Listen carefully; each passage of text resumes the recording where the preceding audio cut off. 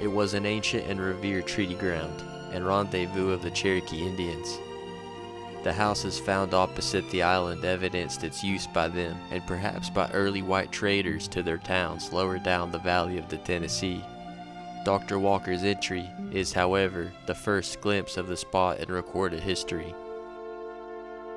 April the 1st, the Sabbath.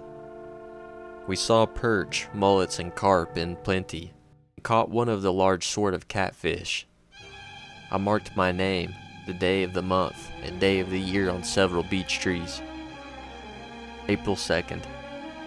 We left Holston and traveled through small hills till about noon, when one of our horses being choked by eating reeds too greedily, we stopped having traveled 7 miles.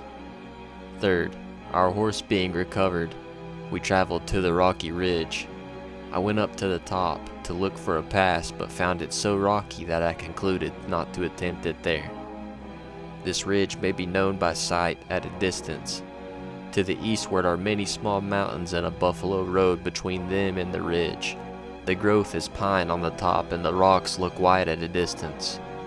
We went 7 miles this day. Some traders, friends of Cherokee, built cabins on Long Island. The whites and the Cherokee worked to provide a steady supply of trade goods for each of their people. Nathaniel Gist, Thomas Price, Richard Pierce had a trading post on the island. Pierce and Price partners may have been first there. 1754, Dr. Walker asked Governor Robert Dinwiddie of Virginia for land grant on Long Island. That wasn't gotten. Over the next 12 years, the Cherokee fought both with and against the British. The 7 Years' War in Europe between Britain and France was coming to the North American front, and each side had Native American allies in North America. O our Mother the Earth, O our Father the Sky, your children are we, then we for us a garment of brightness. May the warp be the red light of morning. May the fringes be the falling rain.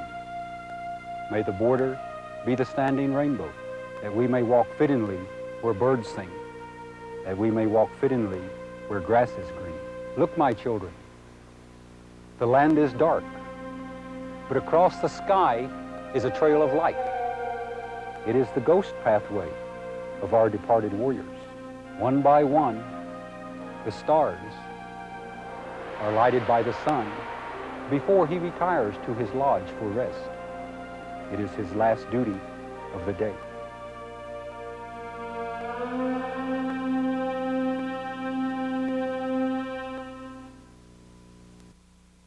Around this time, on the eve of the French and Indian War, the Cherokee were reportedly leaning toward the French side, prompting the English colonies of Virginia and South Carolina to increase contact with leaders of the Overhill towns in order to strengthen an alliance. In exchange for their assistance, the British Americans promised to protect the Cherokee from the enemy Creek and Choctaw people. An interesting comment was made by Attakullakulla during the 1757 treaty negotiations. The Cherokee leader, who was Nancy Elizabeth Ward's maternal uncle, expressed his surprise that no white women were present at the treaty negotiations. "Since the white man as well as the red is born of woman," he said, "why does not the white man admit woman to their councils?" Cherokee had issued a proclamation to prohibit settlers from the Overhill territory and demanded colonial governments of Virginia and South Carolina to build and strongly garrison a fort in their territory to protect them from the French. Unable to come together, Virginia acted first, and Major Andrew Lewis led a party into the Overhill country to build the fort at Chota, the Cherokee capital. It was never occupied by the English, so the promise of garrison was unmet. Then, before Tennessee was even a state, the South Carolinians, refusing to cooperate with the Virginians, set about building a fort of their own. The work was pushed to completion in 1757 by British regulars and militia from South Carolina under the command of Captain Paul de Moore.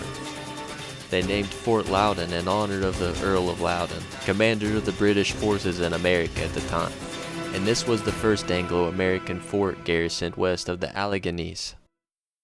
Fort Loudoun was 30 miles south of modern Knoxville. It was abandoned at the brink of the French and Indian War. Another fort was erected by Colonel William Byrd below Reedy Creek, where the North Fork met the Holston River, built by a regiment of British troops under Colonel Byrd in the autumn of 1758. It was occupied by them during the following winter. At this time, a few settlers were located in the vicinity, but they were soon compelled to retire east of the Kanawha. These posts did gradually attract more European Americans. Cherokee were at times, until 1759, friendly and very faithful to the English, furnishing volunteers in the early part of the French and Indian War. They were thus mortal enemies of the Shawnees and other tribes north of the Ohio. Even during the height of the war, a few wilderness scouts had been hunting in Tennessee and Kentucky, the most noted of which was Daniel Boone, whom the Indians both feared and admired. Boone had many run-ins with them, including a time when Indians were coming for his scalp. He hid in Boone Falls, in modern Boone's Creek, where the butcher shop and picnic tables are today. Traders, artisans, blacksmiths, and small farmers began settling in the region, protected by the forts. Many of them brought their wives, and undoubtedly the first child born in the West to parents of the Anglo-Saxon race saw the light of day in the little community.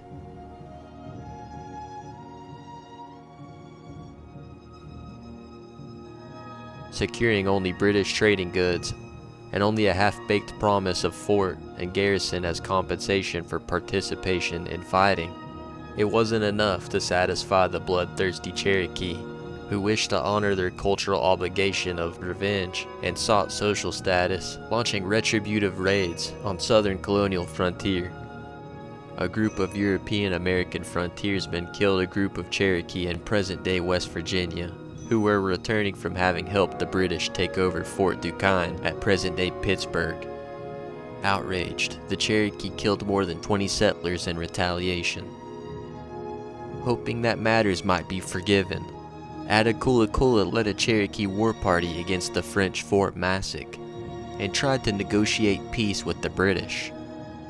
This effort failed, and in late 1759, some Cherokee leaders went to Charleston to also try to negotiate peace, but were seized by William Henry Littleton, the colonial governor, as men responsible for killing white settlers, and Littleton set out for Fort Prince George, with 1,700 men, forcing Attakullakulla to sign a treaty deal to trade the suspected murderers in exchange for the 24 hostages confined at Fort Prince George. Attakullakulla returned in early 1760 to negotiate release of the hostages, but failed again. So Agonstada waved a bridle over his head outside the gate to lure Lieutenant Richard Coitmore out of the fort, and he was met with a hailstorm of arrows from Cherokee warriors hiding in the vegetation. The garrison in the fort retaliated and executed all the remaining hostages. Relations between the British and Cherokee had soured, breaking into conflict in the Anglo-Cherokee War. After officials in South Carolina killed 29 Cherokee chiefs seeking peace after being imprisoned, warriors laid siege to Fort Loudoun. Many Cherokee blamed Attakullakulla for the murders of the hostages. When Fort Loudoun was besieged by Cherokee Indians, troops on their way to aid passed through the area, and Major Andrew Lewis built a military road from Fort Chiswell in Chilhowie, Virginia, to Long Island, called the Island Road. It was completed September 1761 under the command of Colonel Adam Stephen, and upon reaching the island of the Holston, with the Island Road completed, the militia built Fort Robinson, opposite the east of Long Island, modern John B. Dennis Highway, which was a sanctuary to the Cherokee. This was to protect the western border of the British colonies during the French and Indian War. Some of the soldiers of Fort Robinson would become the founding fathers of the pre-Kingsport Christianville. The Island Road would be improved by Fincastle County. Fincastle also built road from the Valley of Virginia to the Watauga settlement in modern-day Elizabethton.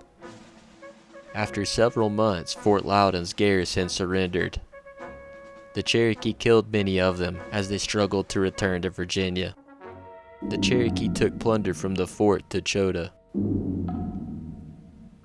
After the fall of Fort Loudoun, the English attacked the Cherokee again, and in 1761, Cherokee sued for peace. Their representative to the white man became Ostenaco, or Big Head. Rank of Utsitihi Mankiller by his 30s, was born into the Onawaya, or Wolf Clan, where numerous warriors were from, and he had been known for leading a raid on a French fort in present Pittsburgh. Ostenaco had already been familiar with another white man who he had saved from the fury of his countrymen in the past, and in Cherokee custom, as soon as a trader had won the confidence and admiration of his Indian acquaintances, he was chosen by some warrior as a particular friend. This was a generally recognized and well-defined relationship, which was symbolized by a complete exchange of clothing and sometimes of names as well. It lasted throughout life, and binding the Indian, at least, in loyalty to his special friend. And often, it was the means of saving the white man's life. This custom is reflected in the name Judd's Friend, which was applied to the great warrior Ostenaco. His home of Tellico had been taken by the Creek Indians back in 1753, and was living in Tomotley. An expedition led by Lieutenant Henry Timberlake came to Tomotley December 20th, and were greeted by one of the leading men, Ostenaco. After spending several days in Tamali as guests of Ostenaco, Timberlake and his interpreter went with Ostenaco to Chota, in a large council house where a number of chiefs had gathered. After a speech, Ostenaco and Lieutenant Henry Timberlake buried a hatchet, symbolizing the peace between English and Cherokee. Then Colonial officer Henry Timberlake reluctantly joined Big Head in smoking ceremonial peace pipes. They even let Timberlake stay the night in Old Hop's hothouse. They returned to Tomotley, and by the end of January, rumors began trickling in from Cherokee scouts of renewed hostilities when Ostenaco guided Timberlake back to Williamsburg, Virginia, and had dinner at William and Mary College, where he expressed he wanted to meet the King of England. So he brought his companions and joined Timberlake's party departing for London in May 1762. They were an immediate attraction, drawing crowds all over the city. The poet Oliver Goldsmith queued for over 3 hours to meet the Cherokee and offered him a gift. Ostenaco thanked him by kissing him on both cheeks, leaving them smeared with ochre, which caused bystanders to laugh and discomforted Goldsmith, who didn't expect that natives would apply makeup as heavy as that common in European society. It may have been Goldsmith who suggested to his friend Joshua Reynolds to paint Ostenaco's portrait. Reynolds was not satisfied with the result, as he failed to find a solution to the need for harmonizing neoclassical principles about conveying something universal while catering to contemporary tastes and individualized features. Thus, he chose to ignore his subject's tattoos and ochre makeup, while depicting his wampum and hairstyle against a forested mountain backdrop. Some history states other natives had diplomatic relations with the colonists and went to England. Fort Loudoun was reoccupied by the North Carolinians after the British victory of 1761. Trade with the Cherokee was resumed, and white men could again travel unmolested through the Overhill region. 1763 came the end of the French and Indian War. France ceded area east of Mississippi River, including what is now Tennessee, to British at Treaty of Paris. Georgia province then extended west to Mississippi River, south to St. Mary's River. King George prohibited land grants and trades west of the mountains, or west of the source of the Atlantic rivers. Despite many tit-for-tat killings that were seemingly commonplace, Jesse Duncan was killed and scalped by Indians when he strayed away from a scouting party in modern Boone's Creek. He was credited as being the first white man to die and be buried on Tennessee soil. French and Indian 7-Year War with British decreased the trading. Explorations and long hunters from Virginia into Long Island all but ceased. Long Island of the Holston was for many years a jealously guarded possession of the Cherokee Indians. It became the scene of momentous events during the early years of exploration and settlement in the Old Southwest. In its hinterlands was fought the battle that gave those feeble settlements precious time to consolidate their positions during the first 2 years of the American Revolution. Long Island derived strategic importance from its location just east of the junction of the North and South Forks of the Holston. Nearby was the crossing of the Great Indian War Path, a major trail to the northeast from central Tennessee. Thus, the island figured significantly in the colonial struggle with the Indians that began in the middle of the 18th century. During the next 10 years, many hunting and exploring expedition parties traversed the Holston Valley, but no permanent settlements were made as far as the present Tennessee line until late 1768 or early in 1769. On November 5, 1768, a treaty of cession was made at Fort Stanwix, New York, with the Six Nations, by the terms of which they and their descendants relinquished all rights and title to the lands north and east of the Tennessee and Holston rivers. On October 14th of the same year, a treaty was made at Hard Labor in South Carolina with the Cherokees, who also claimed the territory. By this treaty, the boundary lines of the Cherokee hunting grounds were fixed. Relating to the spirits of nature. To the shaman, each particular object, animal, and place has a spiritual identity, and the shaman communicates with these forces through a state of trance, often experienced alone in the wilderness. This altered state of consciousness is brought on by starvation, physical exertion, or psychoactive substances. The ritual is often accompanied by drumming, chanting, and dancing. The shaman gains intuition and uses it to guide the community, curing illness and ensuring success in hunting and war. These spiritual techniques have existed for thousands of years and have been documented into modern times. This 16th century European print of a sorcerer in a trance was one of the first visual records of native life on the Atlantic coast.